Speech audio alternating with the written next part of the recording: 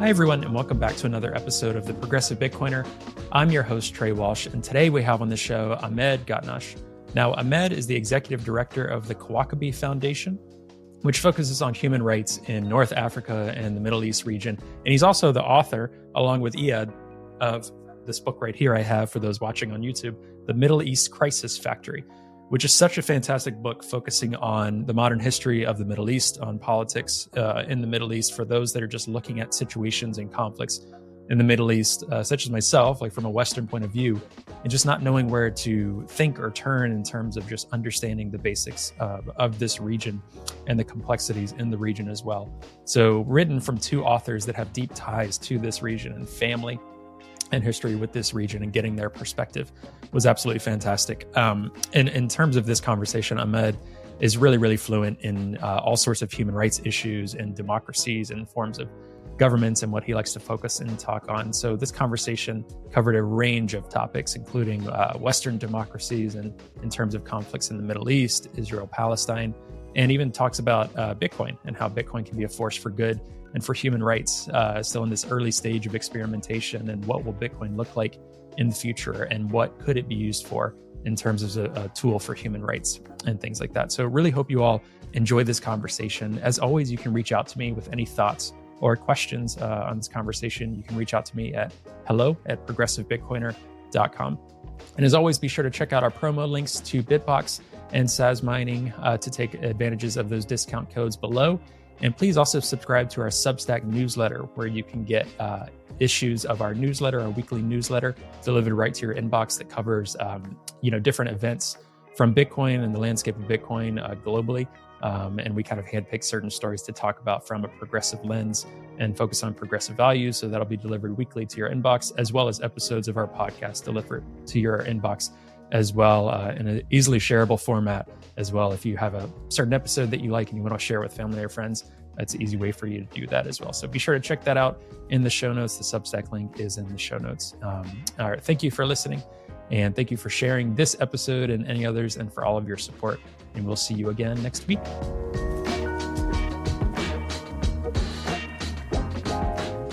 Hi, Ahmed, and welcome to the Progressive Bitcoiner. How are you? I'm good, thanks. And thanks for having me. How are you? Absolutely. Doing well. I was just saying before we jumped on, I like these morning conversations, get to have coffee on the interview, the start of the day, talking with you. So really looking forward to this one. Now, people listening to this show, as I was mentioning, might have heard your conversation with Peter about a year ago, might have heard different talks or kind of met you maybe in person at different conferences and things like that. And the work and different things you've done with like the Human Rights Foundation, Oslo Freedom Forum. But for those that haven't, do you want to give a little intro to who you are and what you do? So I'm a Libyan British activist. I started an organization called Kawakabi Foundation, which is a human rights organization focused on the long-term prospects of freedom in the Middle East and North Africa specifically.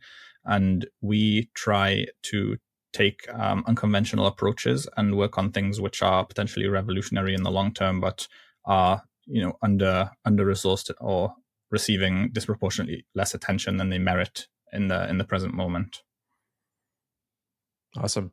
Yeah, and also I'll be sure to hold up your book and plug it here too.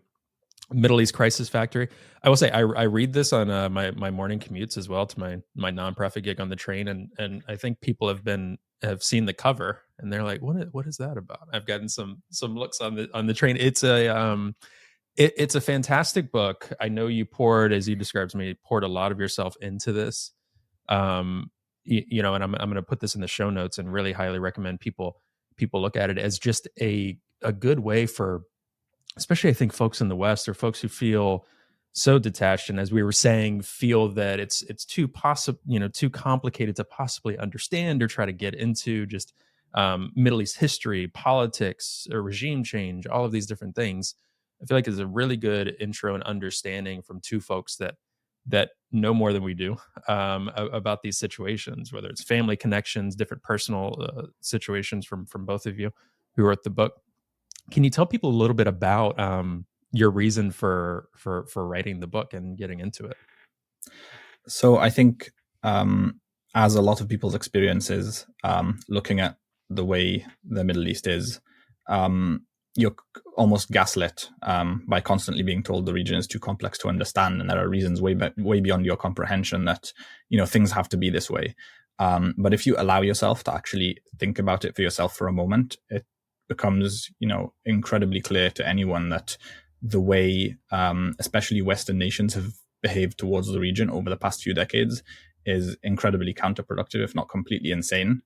And we wanted to take a first principles look, allowing ourselves to go beyond the political orthodoxies about the way policy must be, and actually understand, why is this region the way it is? How did it get here? And what does it actually need in order to heal from the gaping wounds that it's suffering? Yeah, so absolutely. the book is like two halves. The first half is pretty much a historical primer. We're talking about the last century of Middle East history and how we got to this position, with kind of case studies illustrating a phenomenon we call the vicious triangle, which is basically terrorism, tyranny, and foreign intervention, and how these three forces mutually reinforce, and how policy over the last half century or so has basically consisted of attempting to use one of these against the other two, and kind of taking short vignettes from different countries in the region to illustrate how in every situation in which this has been tried, it's actually ended up backfiring and empowering the very thing you're trying to destroy. And then the second half of the book is looking forward and trying to explain from those values and those principles that we articulated what actually can be done that would be more productive. Mm-hmm. Yeah, there's so many good things in this book, and it's not a giant book or anything that's too you don't, and no one needs a primer or precursor to the book. I'd say if you have an in-depth knowledge of the region and you've studied it, it's still a great book for you. But if you have no idea what is going on other than what we've been told, whether it's in the U.S. or in your context, it's also a great book. So really going to encourage people to get this and read it. You sent over, and we went back and forth on a bunch of topics for the show, because we're talking about Middle East, North Africa, all of these different things. Obviously, you're focused on human rights.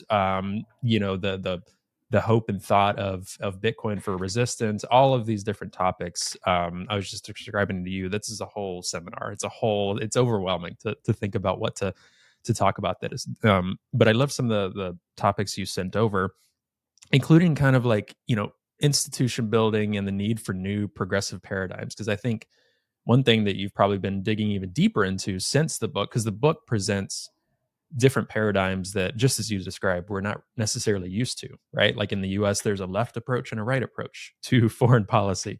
Sometimes a different mini camps within that. In other nations, the same thing. And I think you try to weed through that to see directly what would possibly help the best in a situation, or how can we look forward out of these paradigms. So for you, when you sent that over, when you think about institutional building and different new progressive paradigms, what does that mean to you, to kind of prime this conversation? So this was a big debate that was happening in the Middle East region early in the Arab Spring and the first couple of years after 2011. The whole question was, like, we're overthrowing these regimes, what comes next? And obviously some people approached that from a very identitarian side and wanted to, return to an idealized past and bring in systems of governance from history. Other people of the kind of more secular liberal persuasion wanted to import systems of governance from, countries where it's perceived to be broadly working out. Like I'm talking about Western democracy, if it's possible to boil it down to two words, which I don't believe it is.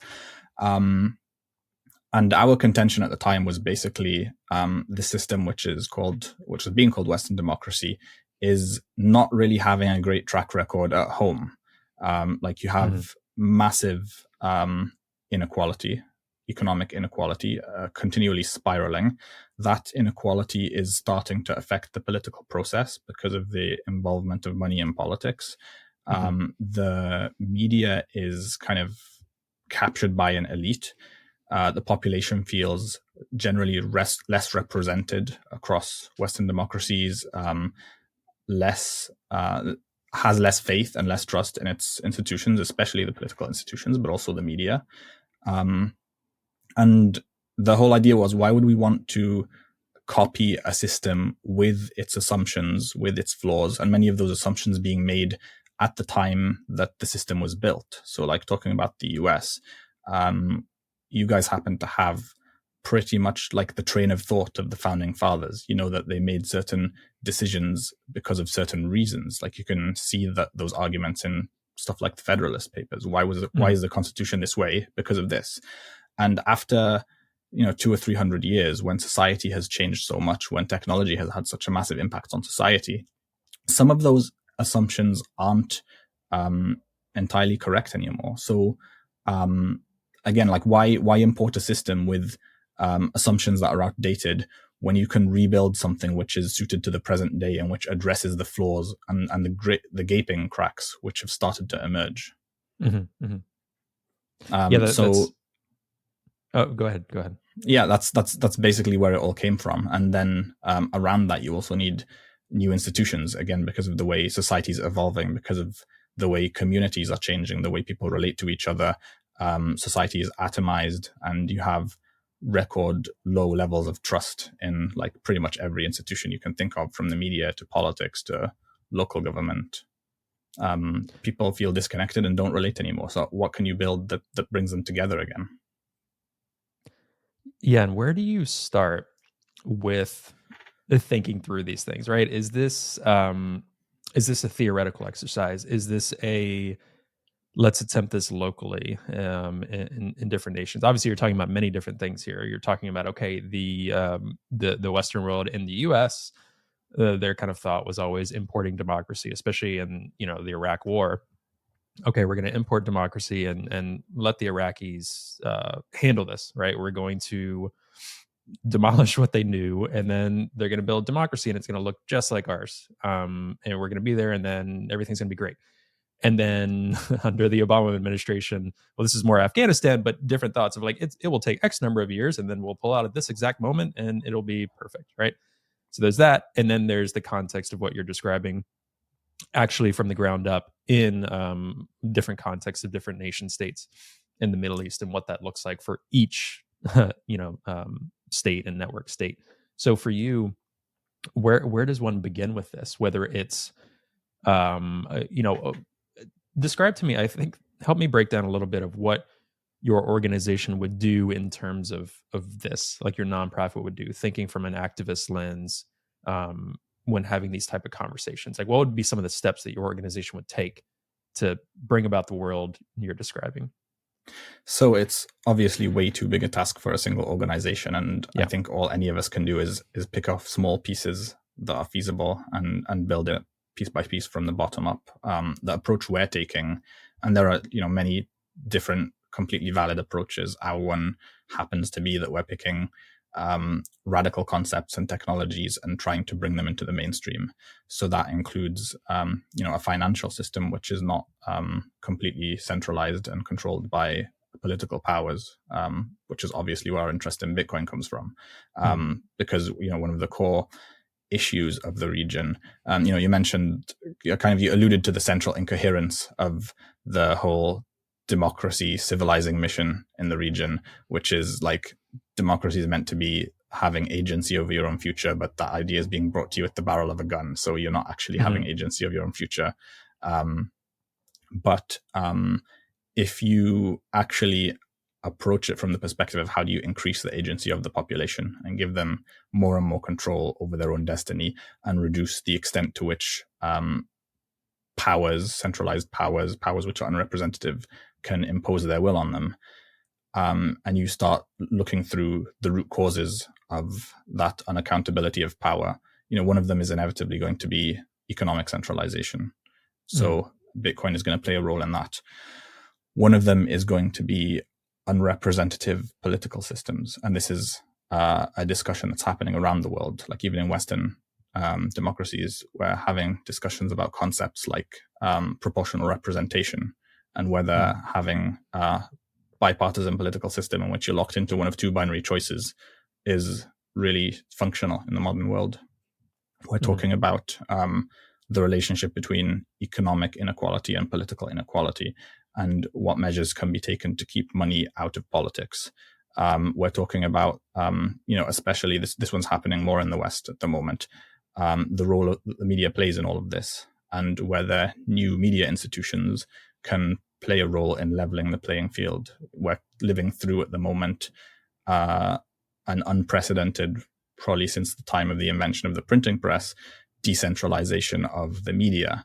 Now that people can have, their own newsletters and podcasts and independent media outlets, people are no longer locked into the same 2 or 3 outlets which tell you what the person who owns the outlet wants you to hear. Yeah. Now you can kind of approach your own menu, and it's that kind of creativity coupled with systematic thinking that I think everyone who aspires to change needs to pursue. And again, like, you can only ever, as an individual or even an organization, tackle some small pieces of it. But if we work together as a movement and work, unfailingly for a generation, maybe we'll get somewhere. This episode of The Progressive Bitcoiner is brought to you by Zeus. Zeus is a self-custodial Bitcoin wallet for Android and iOS. The app features a built-in Lightning node that allows you to take full control of how you make payments on-chain and on Lightning. You can easily onboard to the Lightning network and let Zeus's Lightning service provider, Olympus, do all the heavy lifting for you. Or you can get more hands-on and curate your own Lightning channels with whoever you transact with most. Zeus has best-in-class privacy and allows you to have great peace of mind when sending and receiving Lightning payments. Not only does the Zeus team not want to know how you're using your money, but they're building things in a way that they can't know. There's also a first-of-its-kind Lightning address that will allow you to receive payments 24/7 to your mobile wallet self-custodially. This is a great solution for a range of people. For those who just want to have the technical ability to set up their own infrastructure, to nomads and dissidents that need to accept donations on the move. Other Lightning wallets don't give the users this level of control. In fact, many of them operate more like bank accounts that can be revoked and ultimately lead to you losing your money. With Zeus, you're in full control of your private keys and therefore can start to take full control of your financial destiny. To learn more and to learn where to download, head to ZeusLN.com. Yeah, you mentioned journalism. I think one thing that's always interesting to me too, and I think this could be possible anywhere, but especially what you see in the West is, you've seen the rise of what people call as independent media, independent journalism, which is great on the surface, right? And I really do believe in that, a decentralization of kind of what the printing press did for the masses, right? In terms of, let's say, a religious component, where it used to be one person speaking the truth, and then people were able to print and read and disseminate different information and read a holy text for themselves. Okay, see what this did throughout society. Like, it's not just one person that we have to trust and believe in. You can see for yourself, analyze for yourself. But then you see quote unquote independent journalists get really, really, really big, to where they have millions and millions and millions of subscribers and followers. They're eclipsing traditional media, in the US, kind of the political behemoths, MSNBC, CNN, things like this, in terms of numbers and views. And these people will still pretend to be, the little folks, the victims, this and that, when it's kind of completely flipped. Like Joe Rogan's a good example in the United States. And I'm net neutral on Joe Rogan, and this isn't he's just one example. There's many others. Tucker Carlson doing similar things on X and things like this. So these are behemoth media companies at this point. So I'm just curious your thoughts on this. When analyzing any of these systems, it's kind of, I view this way in politics as well. There could be someone who's a really grassroots activist that gets into a political position, and then years go by, and you're like, what changed? Like, they're different. They're, for lack of better words, co-opted. They're a part of the system now. How do we? Because for me, I always have a tough time of understanding how do we prevent that from happening, right? Could be the same. Take any nation state. It could be a Middle Eastern nation state, anything, where a grassroots activist, and then let's say they become president, and then that is all gone away, died away. I'm not saying it has to happen that way, but that typically is the trend that we've seen with power. Power corrupts. So for me, that's a struggle for me to think about, I think. Yeah, well, I think like pointing to the danger of setting up sacred cows in any context, and the need to always be critical. I think this is, again, maybe not popular to say in this day and age. One of the things that the US got extremely right 250 odd years ago is the concept of checks and balances, and being really rigorous in figuring out how they can be applied to a system, understanding the incentives at play and how to control them. because a lot of the time on the left, we do kind of entirely put our trust in independent media or in specific influencers, and leaving our critical thinking at the door after that, which can take us down, dark paths. When instead we should be, a modern version of that check on power would be working on media literacy and making sure people can apply critical thinking to the stuff they're consuming, even when it's material that confirms their biases, and understanding that we have biases, and how to go about checking that as you consume media. Mm-hmm. Yeah, one of the things too you just mentioned, us on the left. This podcast is kind of targeting a left audience, progressives, to talk about Bitcoin, talk about so many different topics that are adjacent to this. When you look at, because again, in the Bitcoin community in the United States, it's still largely right leaning, largely US based libertarian. Some folks will even say, what do you mean left or progressive in Bitcoin? It doesn't make sense. It's separating all of that, right? Just talking with us, talking to our audience of folks. A lot of folks in the left, I'm just trying to see where things have shifted throughout the ages, post COVID, post for the US kind of Bernie Sanders movement. Even before that, I've had a lot of friends. This happens on two different extremes, right? But let's say when analyzing something like the Middle East, I think one thing your book does really well is even a random example of, this wasn't necessarily like a progressive or left, but the Iran nuclear deal under Obama, right? The politicization of that incident, right? It's like, okay, if you're in this camp, you have to fully unilaterally support this, right? And then you describe kind of the human rights abuses and things that were potentially allowed. Okay, on the other side, a Trump approach at the time, completely remove it. Let's create just cataclysmic, just we don't know what's going to happen, like two fringe examples. Chaos, exactly, that's the best word for it. Two fringe examples, right? When you look at left movements in the West and their approach to, and I hate even saying this because you have to localize it, but Middle Eastern affairs or Middle East and North African affairs, the left has typically taken different approaches. Again, even in Israel-Palestine, right? Taken specific approaches on things without maybe understanding what's going on. Some folks will do this because their favorite political leader has said so, or because their friends have said so, or because the movement dictates it. So when looking at that, have you seen, has that shift been as apparent to you as it is to me, maybe even in your context in Europe, similar to the context in the US, in terms of how the left has approached these different affairs and been caught up in things without trying to take a look at understanding what's going on, or trying to see, actually, this would be more helpful rather than that. Because I can criticize the right all day on these things, and I do. But I think, too, part of me is like, okay, talking to this progressive and left audience, having someone like yourself on, having these topic conversations is really healthy and good. Yeah, so it is really easy to criticize the right. It's very transparent what they do a lot of the time. It's about naked political and economic interest. But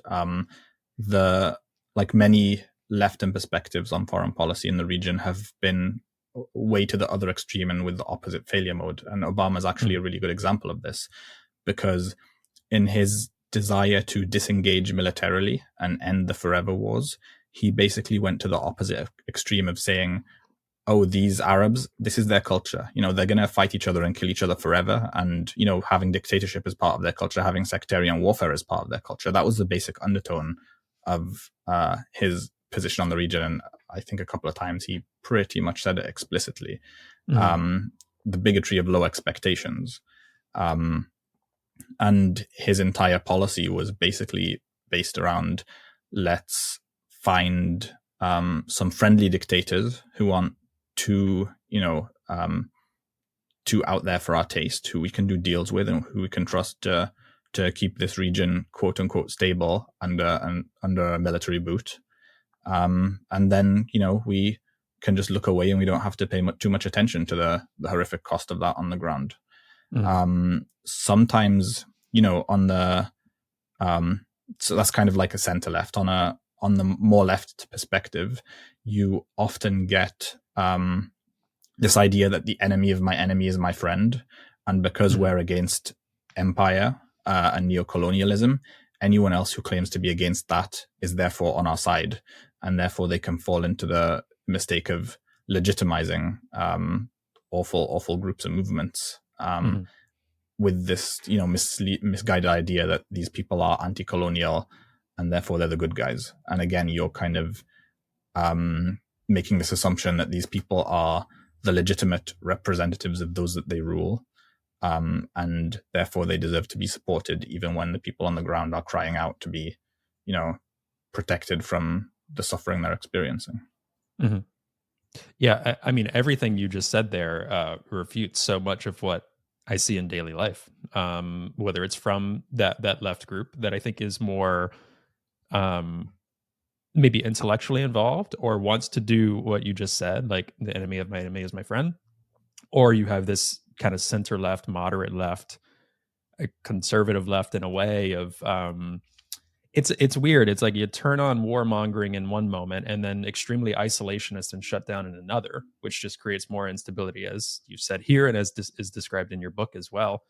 Now, one thing that I want to focus on as well, because we haven't in the pod yet, and just in having conversations with people, I think pulling on that thread of the enemy of my enemy is my friend, and seeing that's a large part of like our podcast. It's the Progressive Bitcoiner. There are a million different ways to be progressive, but I think a lot of group of my friends, kind of this podcast, different folks that are in Bitcoin and use that term progressive or left. We're not necessarily like democratic people or the Democratic Party. A lot of us are disengaged with politics in general, but I think a lot of us are a part of historic left movements, whether it's Occupy, whether it's different type movements like that, like Black Lives Matter, different movements and groups that I really do believe in and have believed in, different climate movements, things like this. But in talking with that audience about it's hard for me to put into words, because I feel like from my observation, and you'd have probably a similar observation, but also a deeper understanding of the region and the work you're doing. This situation with Israel and Palestine has been one that's really, really interesting to follow.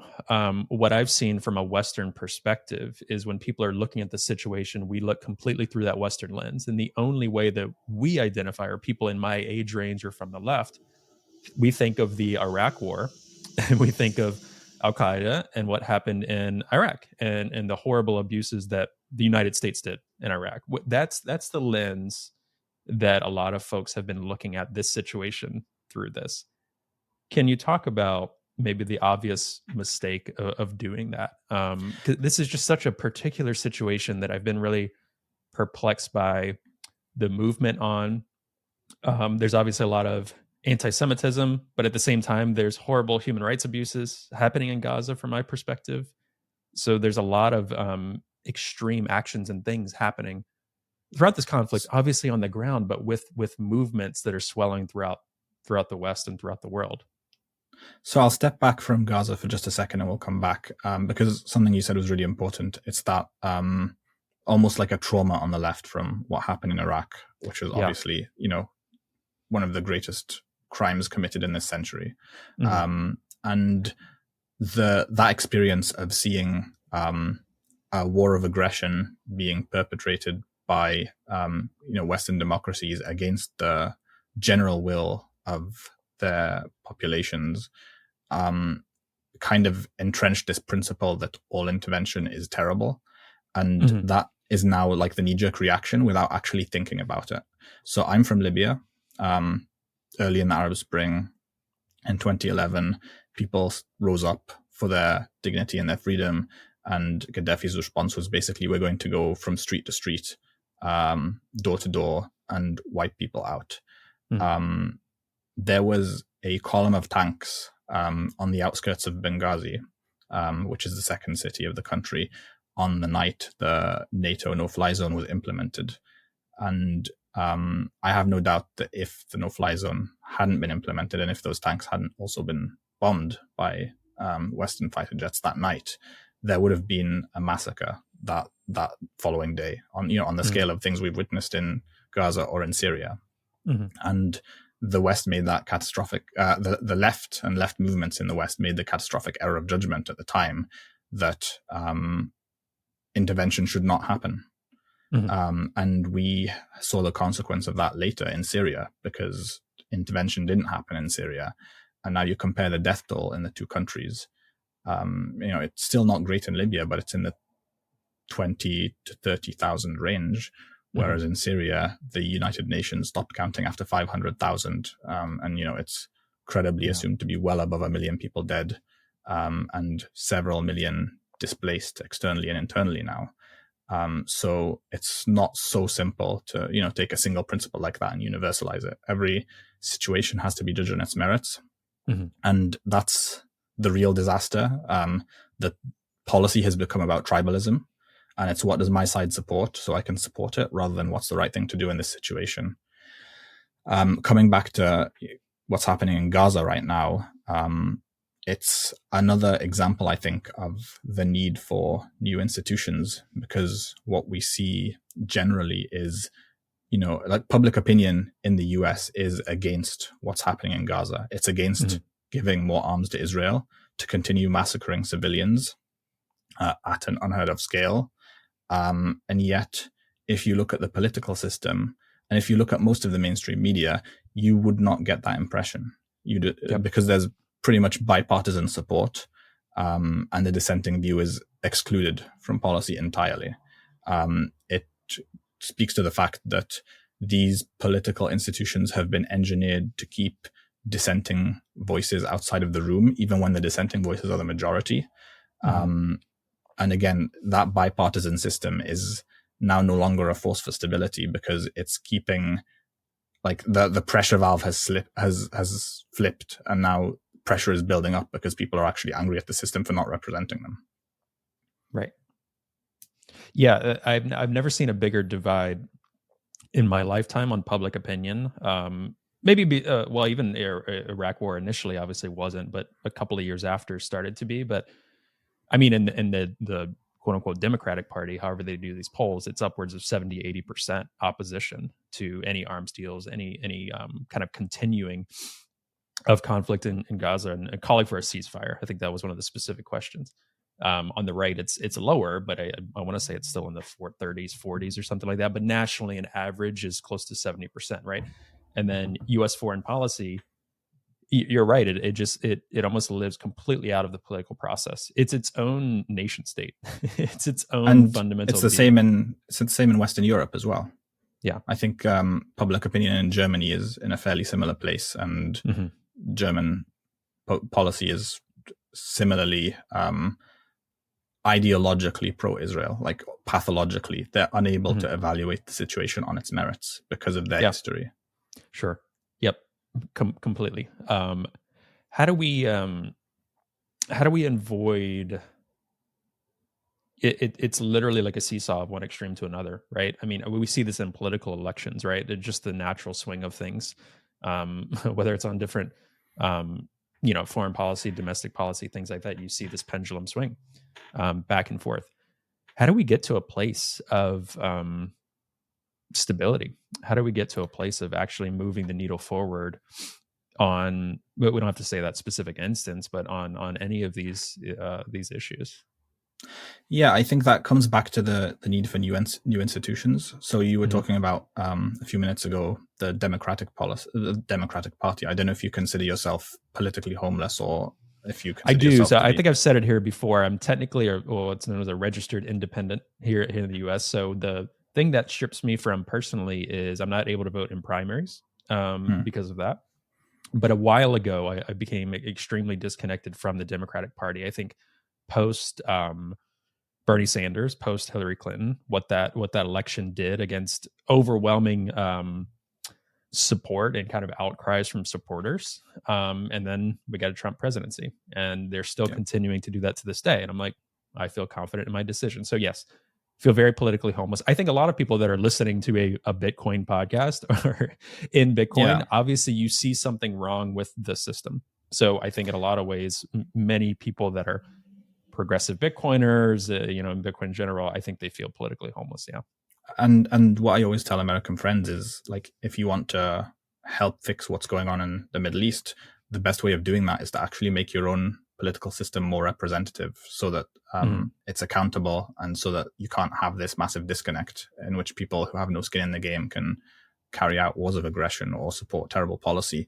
You mentioned a few movements as well, like, Black Lives Matter, and I don't know if you mentioned Occupy Wall Street, but there are a bunch of those kind of left counterculture movements.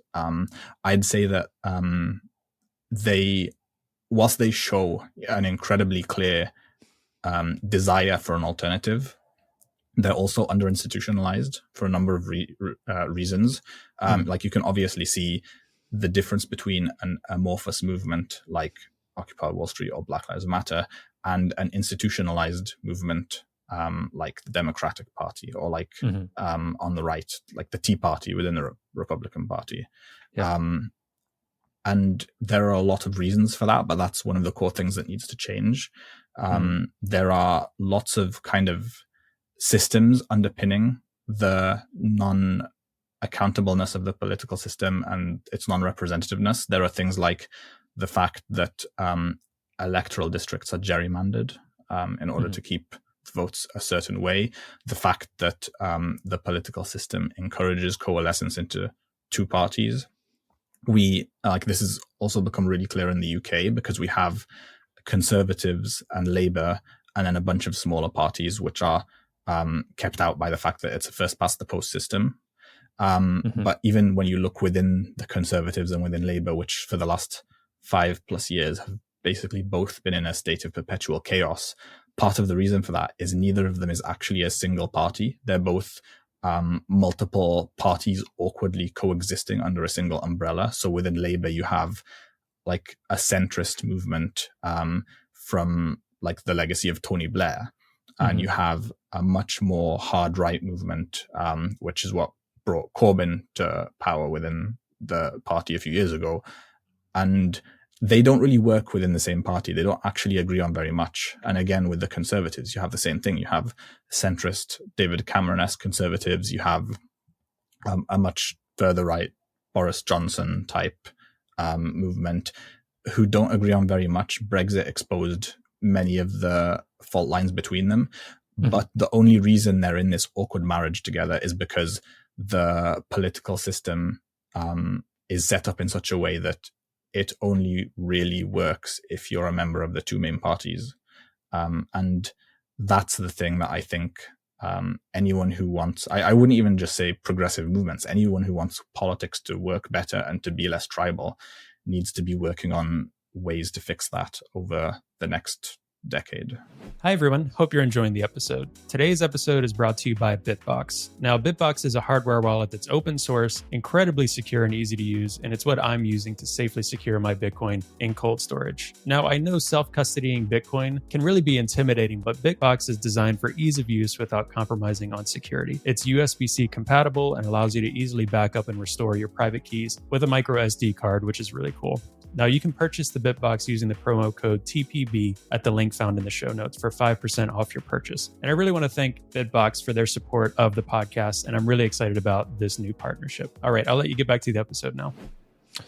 Yeah, and I think the way I kind of approach some of these things or look at it is it really takes that coalition building, for lack of better terms. Like everyone plays a role, right? You have a political insider who might need to propose certain legislation that gets the ball rolling. You need political outsiders to this. You need different ragtag movements who say, I would never touch foot inside this building or speak with those people. You need some of the people that are willing to go and speak with politicians that are also from this group. So taking all of those groups together, for me personally in the US context, I feel like that's one of the only ways to, but you're right. I think talking about Occupy and Black Lives Matter, there was not enough of and I felt this about climate movements, especially because I've gotten to the point more and more frustrated with these movements, but also more so just folks wanting to educate themselves. Like, are we after solutions and actually to make this change? Are we after you excited that you're a part of a movement and that's what you're doing, right? I think I'm more on the solution side, which led me to Bitcoin in the first place.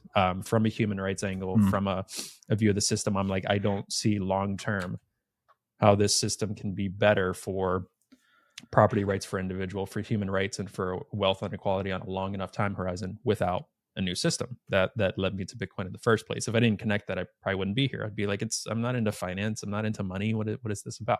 Like, I'm this like liberal nonprofit guy. Like, so for me, it's like coalition building and trying to get people all on the same page with that. I don't know. Again, if you take it from first principles and you want to be more radical about the way the paradigm currently works, representative democracy in its essence came from logistical needs, because you can't possibly be expected to have your say on everything that concerns you, and therefore you elect a single person who goes to the place politics is done and represents you on a whole host of issues.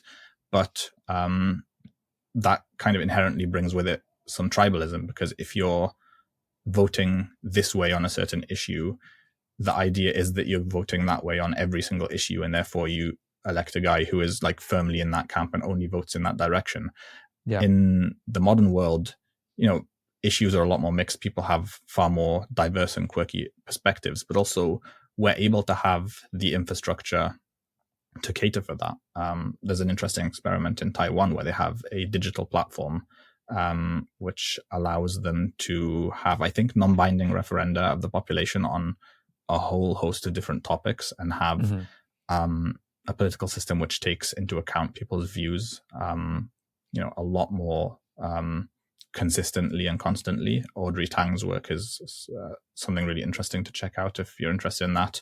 Okay. Yeah, send me that after. I might rather than make sure that's in the show notes. Absolutely. There's concepts like liquid democracy, which take that even further and play with the idea of like, what if you could have a say on every issue individually, and on issues which you're not an expert, you can delegate your vote to a specific person to make that decision on your behalf.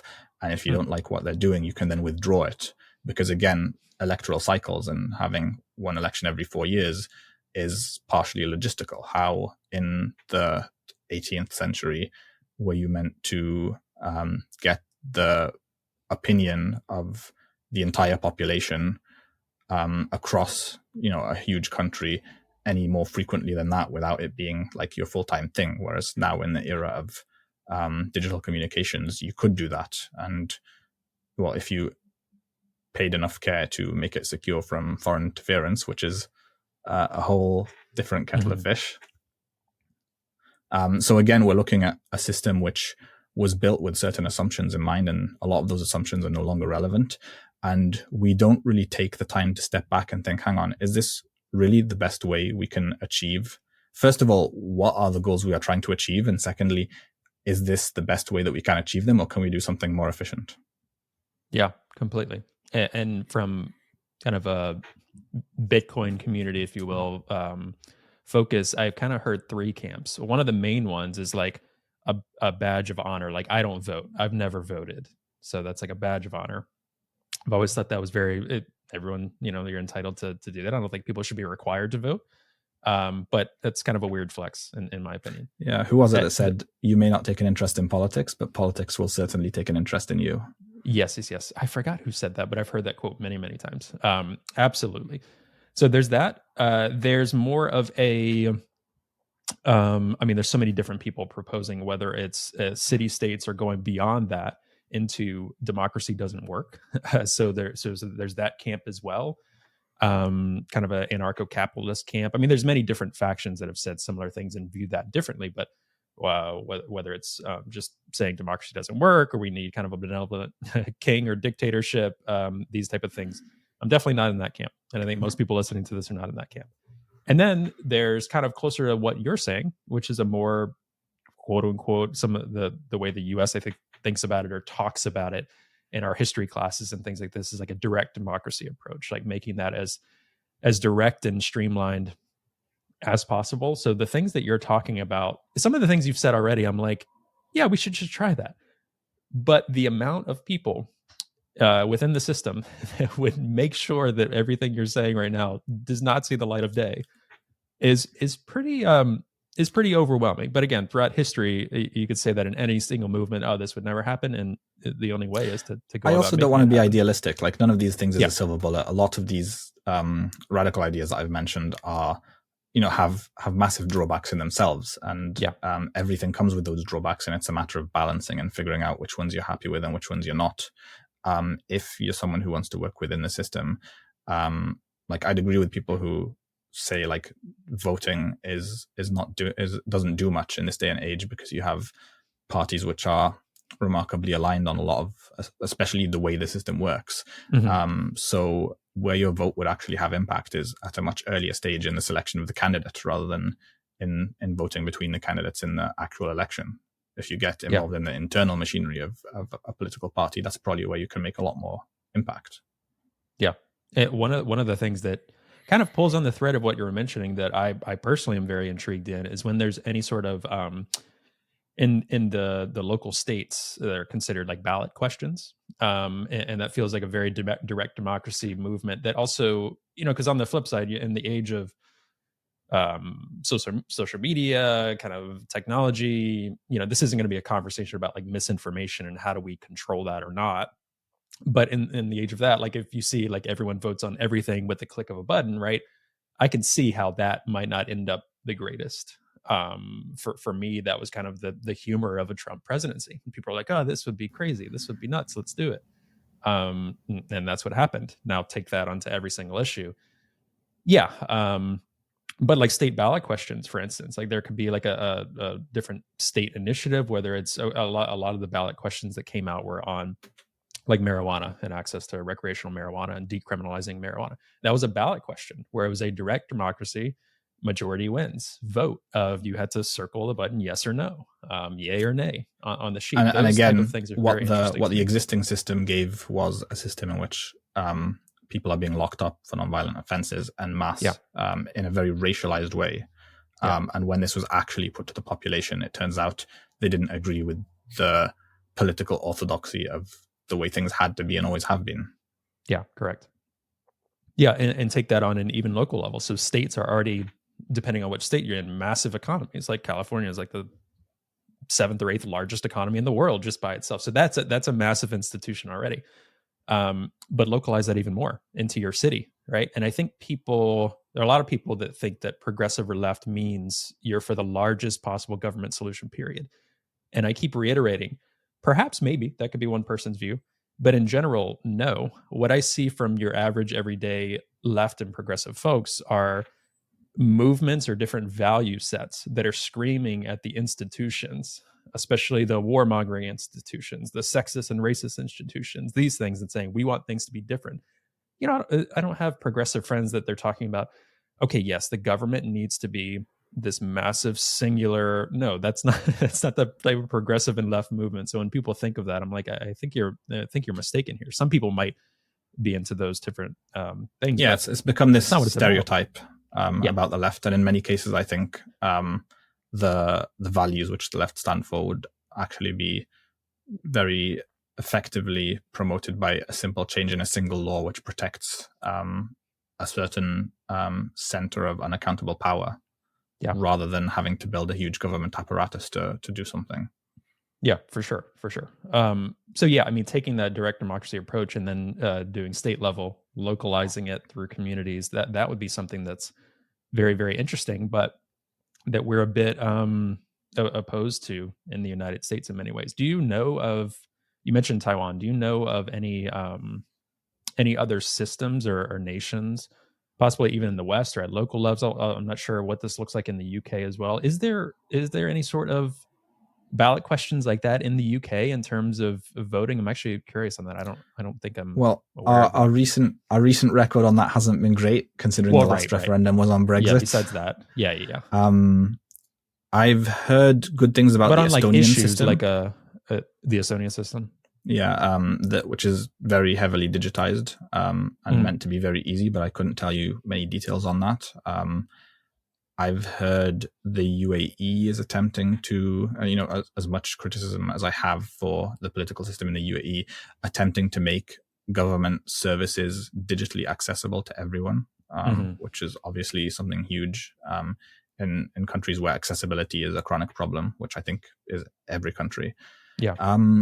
But generally, I think there's been a remarkable lack of, clear thinking about the issue and a lack of will to do things differently. Politicians have been, for the most part, very timid over the last few decades, content with keeping the system chugging along as it already has been in a very technocratic way, rather than really experimenting with new ways of doing things, which is, that's, I guess, my core critique of the left, is that so much of it has become about slogans rather than actually trying new things and building new systems, which is what we're so desperately in need of. Yeah. Yeah, and I want to go back to one of your points that you made about our representative democracy, like a couple of hundred years ago. One of the things that also was different is we didn't have lifetime politicians at the time. I mean, our George Washington, our first president, was a very rich aristocrat in one sense of the word, but also was very opposed to, did not want to be king, did not want to be. So we had a lot of people that were in political office that typically didn't want to pursue that in the first place. There was this, it's this weird place of, there were very duty driven people, but they also had slaves. It was this very there were many different things going on in terms of morals, right? It's not as black and white as we pretend that it is in some of these cases. So for different leaders, like they would go into Congress for 2 years and they come back home and work on their farm. It was not this is my lifetime appointment, this is my job. If anything, it was like I'm away from home for 6 months at a time because they had to take horse and buggy and go to DC and represent, right? Do those things. So our system is so completely different than that in so many different ways. Not only do we have the option to hear directly from constituents in light speed, but also people are seeking lifetime appointments. There's money in politics, there's power grabs, all of this. And sure, that has always happened to some degree, but not to this level. So it's almost like we have our system is set up in the worst possible way today. So we need to make adjustments, at least in one area, like removing money and term limits, I think are great practical solutions, but also adding more democracy to our system. One of those things at least needs to start to happen. Yeah, there was a push a few years ago in the UK for the concept of recall petitions and the ability of constituents to be able to recall a politician. In practice, I think the threshold for that is so high that it's pretty unfeasible, Sure. except in the case of massive malfeasance. There have been cases of members of parliament here who basically don't show up to parliament for months and months at a time, and nothing can be done about it. There are members of the House of Lords, which is the upper chamber of our political system, who actually don't show up for years at a time. Wow. Yeah, and it's the second largest legislative chamber in the world, I think, after the Chinese one.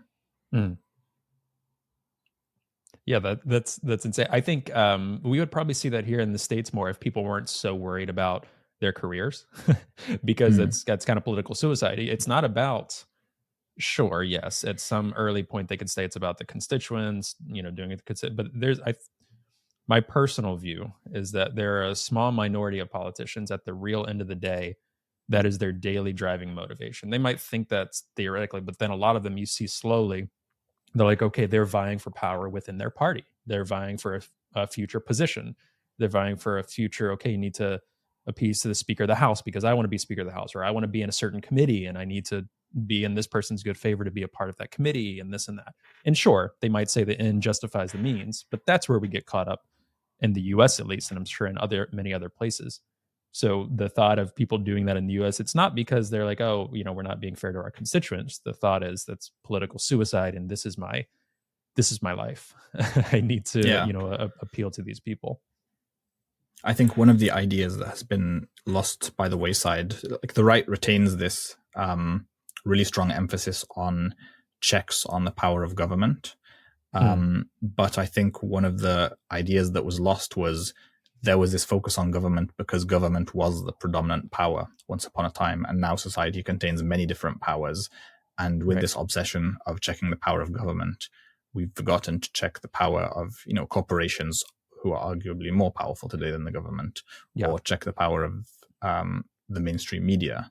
And again, these are ideas that need systematizing more. There's a lot of people who've theorized about them, but I'm not seeing the proposals for new ways of doing them in the modern day.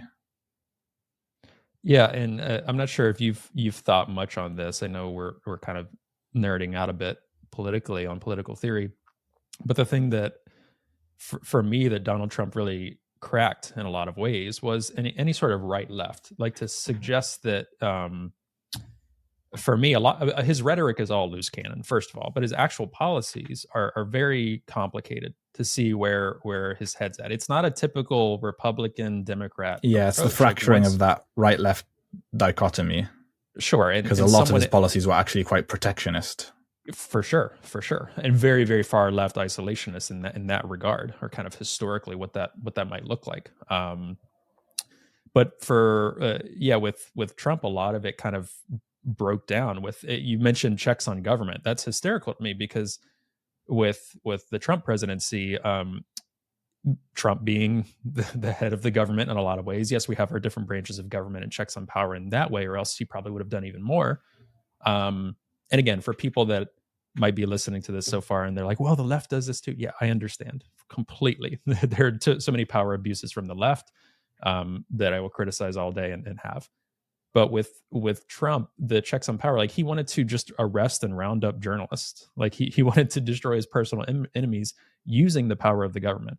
So the fact that the right can ever say at any point post-Trump, because they've decided Trump is their person since he's been in and out of office, Trump has been the head of the Republican Party in the United States. There is no check on government power. Like Trump wants full power. So anyone talking about power and freedom and suggesting that Trump can help usher that in, that's laughable to me. There is no more check on government power from Republicans. I mean, Republicans used to be the party that growing up, again, we saw, for me as a kid, it was the Bush presidency. So the power was in military might. That was the in international affairs. That was the Republican Party for a very long time, since probably Bush Sr. and even before that. And obviously Clinton kept that going. But now it's really hard to figure out what that is. But there's abuses of power in both parties. There is no more check on government power. I think both parties in different ways, and you can assess which one is better or worse, are trying to pursue government power in a more totalitarian bent, regardless of a political party. But Trump is absolutely a part of that and helped usher that in so many ways. And just to underline, like what you're basically saying is the old system isn't working. The functions these parties used to do in terms of checking each other and holding on to like certain values each, that's no longer being done. And that just emphasizes the need for new institutions which organize people around, the sets of values that they want to see embodied in their system. And organizing them so that their voice can be heard and make an impact on the system.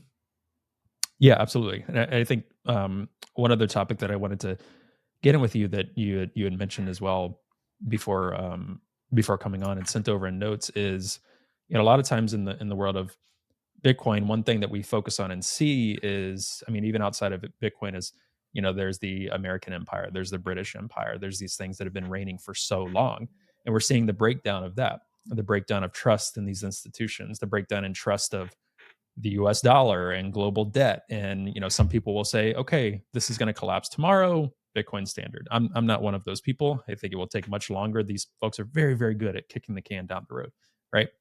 But the world order has been fracturing for quite some time. And it continues to. We're seeing different factions. We're seeing Chinese-led factions. We're seeing different nation states trying to assemble and combat the power and dominance of the US or the World Bank or all of these other things that you probably focus on a lot. I know Alex Gladstein focuses on a lot. But one other interesting case is, what you sent over about South Africa and their court and the approach that they've taken towards Palestine, towards Gaza, and the human rights abuses and what they're suggesting are violations of different war treaties and freedom accords and things like that Israel has been doing. And yes, we can say that's about a specific instance, but I I'm curious. I know South Africa stands in Nelson Mandela for quite some time with Palestine and Gaza, and I've studied abroad in South Africa as well. It's one of my favorite places on earth, and the people there are amazing. For you, I think with this situation, does this strike you as, oh wow, this is very interesting and surprising that they've taken this stance, that they've gone to such lengths to criticize Israel and want to bring about this case against Israel for war crimes? Or do you think this seems par for the course of what they've done in the past, or what nation states might start to do more in the future? Because I think I agree with you. I think it's very, very interesting for them to do this. I don't think that their criticism of Israel is surprising per se. What I do think is pleasantly surprising is their use of the apparatus of, or the attempt to use the apparatus of international law. What we're going to see now is the definitive word on whether international law is actually worth the paper it's written on or it's not, depending on what happens at the court. But I think what we're basically seeing is the slow shift from a unipolar world to a multipolar one. A stat that illustrates the way the world has radically changed is that in the 1600s, before the beginning of British colonialism in India, India accounted for an estimated 27% of global GDP. At the end of the British Empire, in the middle of the 20th century, it had become 2%. So the West was, there's this idea that the West emerged out of this chain of Enlightenment thought beginning in ancient Greece and, going through the Renaissance, etc., to the Industrial Revolution through to modernity, which I think is a little bit oblivious to the fact that actually the West was built on with looted funds. And the way the world is today, with the inequalities that it contains, is not because the world is inherently this way, it's because it was made to be this way. And we're basically seeing a slow correction and the drifting of countries back towards a more neutral baseline of what they originally were. Part of that system, which is ending, is the fact that certain countries were basically above the law. Especially the US, which doesn't consider itself party to a lot of these conventions on international law, doesn't consider itself to be part of it's not a signatory of the Rome Statute. And Israel, as its client state, is basically protected under that umbrella, completely shielded from accountability, prosecution for crimes committed. And now that the US is no longer, or I wouldn't say no longer, that's an exaggeration, it's less of a hegemonic power with every year because of this shifting of the world order. I think we're going to see attempts to bring more accountability. And I wouldn't by default put my trust in them internally, because there are also attempts to, jockey politically. Like people like Putin and Xi Jinping are attempting to use this as an opportunity to have their own moment of ascendance and impose themselves. So there are, multiple things happening at the same time. But I think people who believe in human rights and believe in these ideals of, human dignity and equality and accountable government can be using this as an opportunity to build a more equal world. And I hope that's what's happening is basically part of a shift in that direction. Yeah, I think it's interesting what you said, that basically a lot of nations and the U.S. and other Western states are starting to get used to states expressing their views or kind of asserting their independence, and this is a shift from the norm in a lot of ways. So it's very interesting. Like some of these, they're not all equal, but some might just be a state expressing their independence and doing as they wish. And then some folks are up in arms about this, which I think is very, very interesting. And it's like, no, it's a return to that pre-whatever era of states feeling more ability to do this.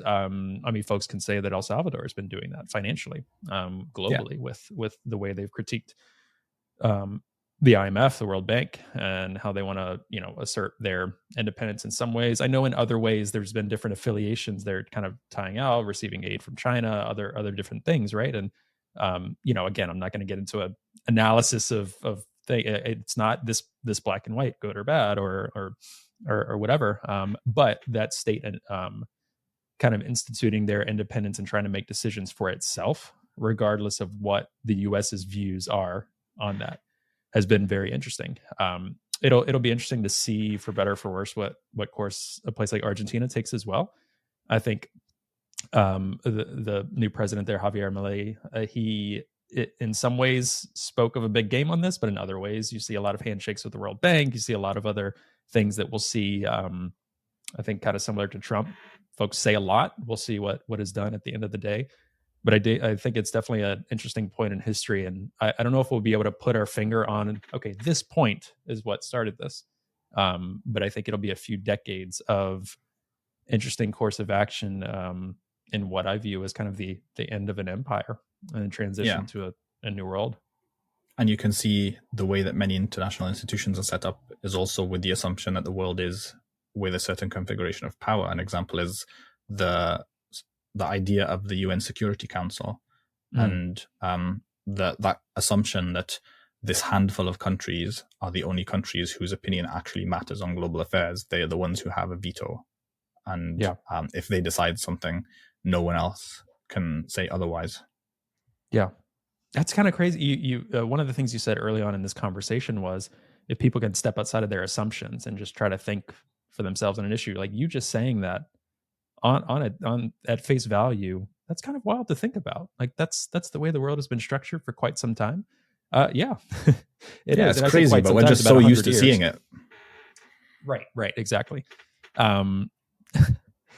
There's so many different things. I love picking your brain on all of this. Is there, obviously you've had a focus on the Middle East and North Africa. Is there a particular place? I mean, you've mentioned a couple in terms of democracy efforts, but in terms of your optimism or hope on the way the world is transitioning and where, is there a particular place or set of ideas or certain movements that you've seen that have been deeply inspirational to you, or possibly the work that your nonprofit is working on?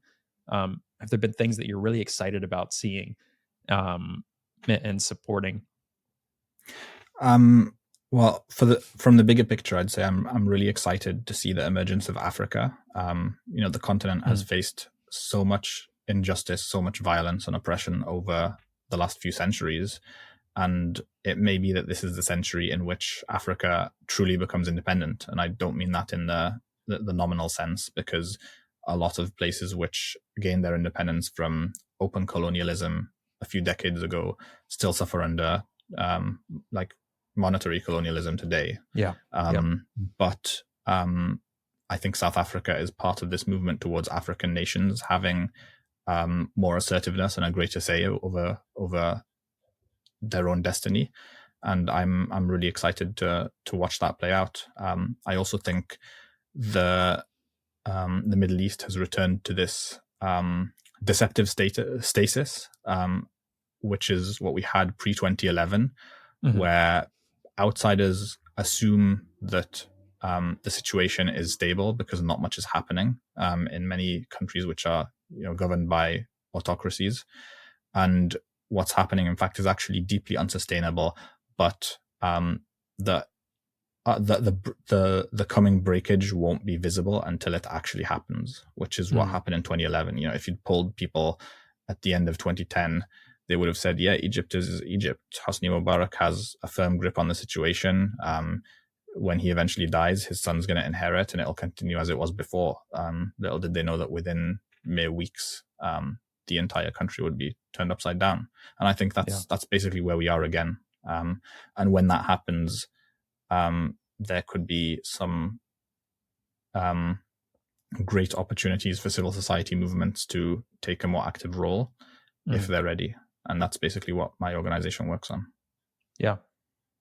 Is there, you mentioned financial freedom, because I think, different terms of whether it's slavery or imperial control, like some things for folks studying history are a bit more visible on the surface, right? But I think the era we've entered into since the 50s, even before that, with especially with the continent of Africa and the end of imperialism in one form, transition to this monetary imperialism, which we've had Farida on the show to talk about. We've had Alex on the show to talk about some of the best, I think, conversations and things to think about, the ways nations are still really having a tough time lifting themselves up and getting moving forward with the will of the people and all of these things.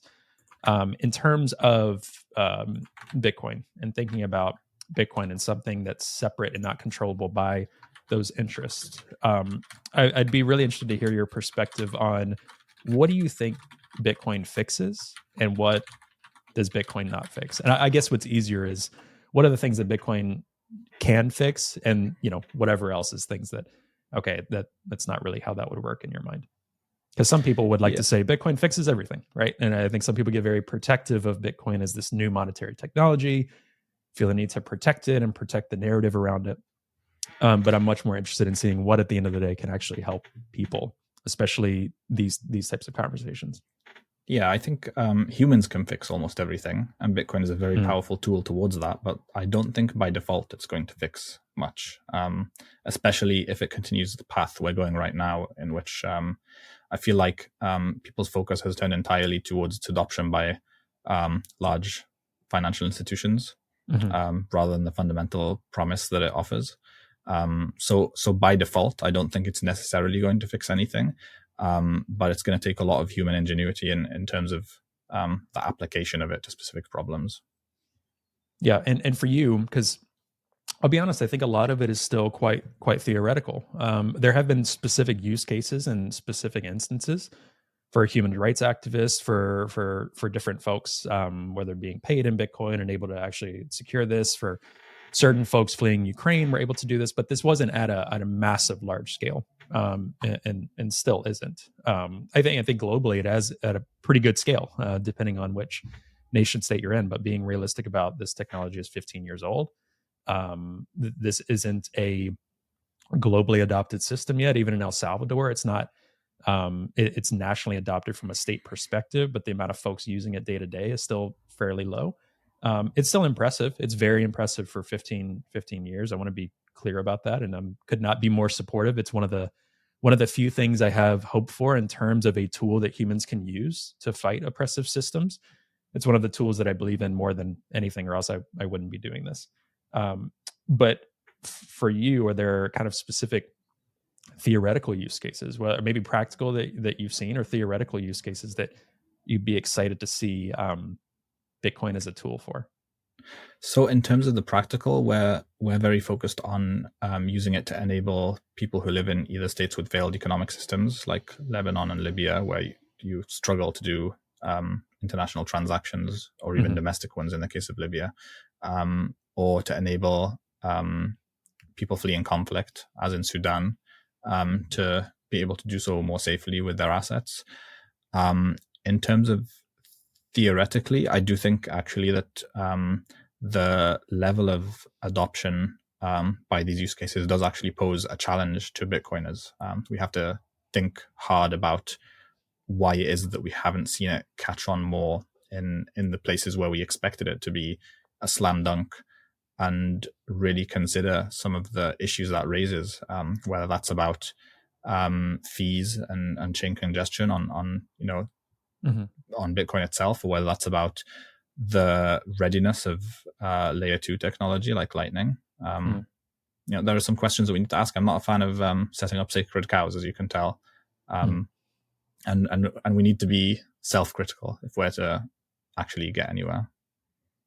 Yeah, I think that's a huge first step that we're still very, very early on with, is that ability to be self-critical. And for me, a lot of it, whether we're talking about human rights, whether we're talking about environmental impact, and a lot of the resistance from the left, for instance, around Bitcoin, crypto in general, that kind of stuff, is setting the facts straight first, and then we can go on to phase 2, which is criticizing, or kind of having open discussion about what does and doesn't address. What are some of the problems we still need to think within Bitcoin itself, whether philosophically, the technology itself, or scaling and doing different technologies. And the money and support just has not been there in some of the other ways. Like, imagine the amount of money that's being poured into climate research, climate action, and still the fact that we're falling short on that. Right now, imagine Bitcoin, this new monetary technology, facing huge resistance from every powers that be, whether it's on the surface or whether behind the scenes.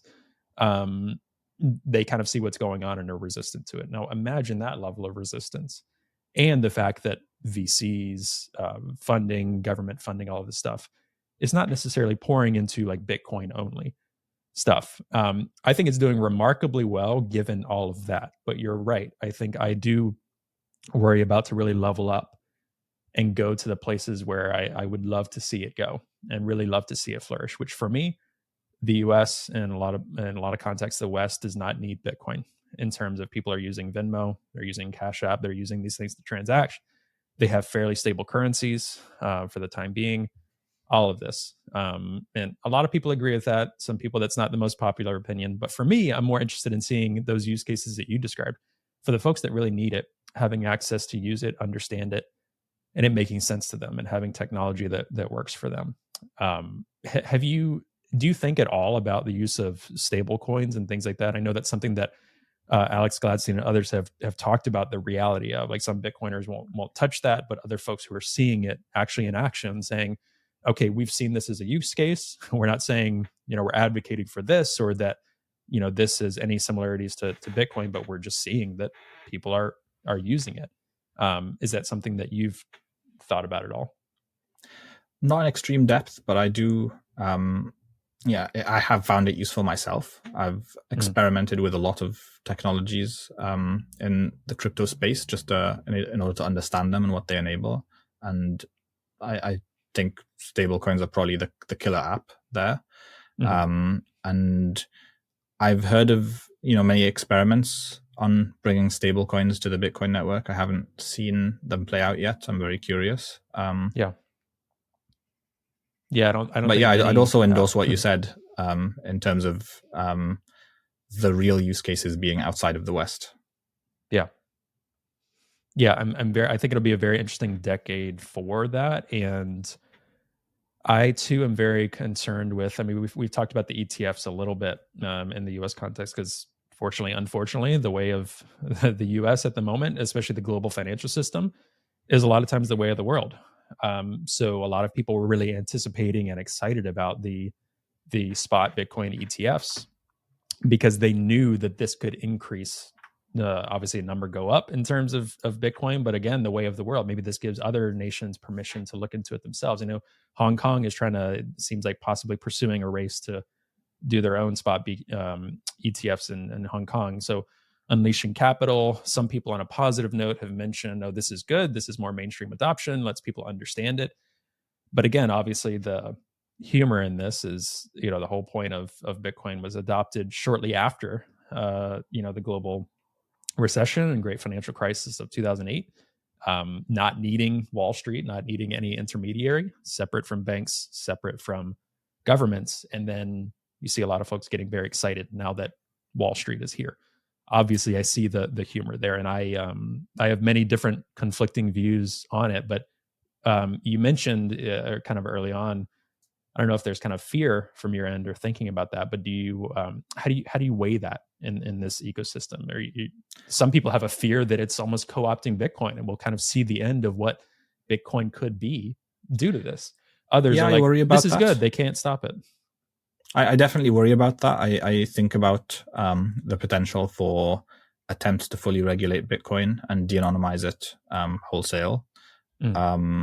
I do get the argument of adoption, and that nation state adoption is, ultimately pushing sound money and making the marginalizing debasement. But personally, my concern is for the little guy, not really nation states. So that's where my focus is. Yeah. Well, getting back to the little guy, kind of one final thing I'll ask is, from your nonprofit, your work, you had mentioned possibly some training institutes coming up, some different things that you're working on. But for you and your organization, the year ahead, what are some things that you're looking towards in terms of your work and things you're focused on, so that I can refer people as well to look into and dig more and support you? So we're working on a MENA training hub to onboard human rights organizations, independent media outlets, and activists, and to help them do transactions, receive money internationally, get grants, get contracts, and pay their people outside of the government system so that they can't be surveilled, especially in repressive countries. That's been supported by a grant from HRF, and we're probably going to launch fully in the next couple of months. Aside from that, we're working on a lot of disinformation related stuff, tracking what's happening in the Middle East especially, but also in terms of trying to manipulate external information sources to feed Western audiences with a distorted picture of reality in order to achieve political objectives. That's our Jamal Khashoggi Disinformation Monitor program. And we're also planning to scale up on our media production over the coming months because there's kind of a shortage of sources on the Middle East which actually have skin in the game as opposed to just being pontificating from an ivory tower. Yeah. What is, besides purchasing the book, which I highly recommend because I think that's the epitome of what you're touching on. It's you being able to speak to a Western audience, but having skin in the game where there's personal ties, family ties, things like that. For our audience, I've been a bit surprised by this. We are roughly like 60% US based and 40% international in terms of audience and listeners. The word progressive is a very US specific word. I'm based in Massachusetts in the US. But a lot of our audience is Western still, but kind of scattered throughout the globe. For our audience, as they think about, we lightly touched on some of these things like Palestine, Israel, different forms of democracy and organization and governments and movements. There's so many different things we could have pulled an entire episode on. For you, what is some really important lessons or things for people to think about when they're looking at conflicts like this and they're thinking, gosh, I don't even know who to trust. I don't even know what to think on this. I know this party says this friend says this. I just don't know where to go and what resources. What would you suggest to them in terms of understanding this, and if folks want to help, what are ways to do so? Well, I think at the end of the day, you got to listen to your conscience. If something feels wrong, it's probably wrong, even if everyone's telling you otherwise. I think you've got to take in information from a wide variety of sources, especially people who have skin in the game. I keep returning to that concept because people who come from the region, who are materially affected by it, who have family there, are probably less likely to be giving you something that's totally skewed by ideology than complete foreigners. There are so the praising social media is not in vogue today, but the greatest thing it gave us is the ability to be directly connected to people all over the world, and that's still how I know about what's happening in so many different places. Build a network, follow people, try to get stuff direct and unfiltered rather than relying on institutional media, and connect that to your struggles back home, I guess. Understand that authoritarianism anywhere is a threat to accountability and justice everywhere. These systems have a way of metastasizing, as you guys in the US saw, obviously with the Trump election. What happened was a whole bunch of global authoritarian forces, whether it be the Gulf monarchies or Putin, had been left to be unaccountable for so long that they started to get brave and spread their influence. And this is all part of a global struggle that we're fighting for human dignity and accountability. Yeah. Awesome. Well, is there anything else there's a lot of things we didn't cover that we could talk about, but is there anything else that you wanted to make sure, I'd love to have this conversation again with you sometime and pick your brain more on things. But is there anything else that you really wanted to mention, in terms of recent stuff to our audience, anything like that, before we go? Well, I guess there's a genocide happening right now, so pick up the phone and call your representative, pressure them, make your voice heard. Seems to be the most immediately pressing thing I can say. Yeah. Awesome. And we'll make sure I'll follow up with you too if there's any resources or things like that you'd like to share. Obviously, your organization and work we'll do the book as well. Encourage folks to get that and read it. Reach out to either one of us as well. Ahmed, what's the best place for people to reach out to you and connect with you? At the moment, still Twitter until the platform collapses. Twitter, my handle is my surname. You can also find @CoWorkerBee for my organization. Awesome. Well, thank you so much for jumping on. Really, really enjoyed this chat and all the work you do. And please let us know how we can support, get the word out, and hopefully we'll see you at upcoming conferences and things like that. Thank you. See you around. Awesome.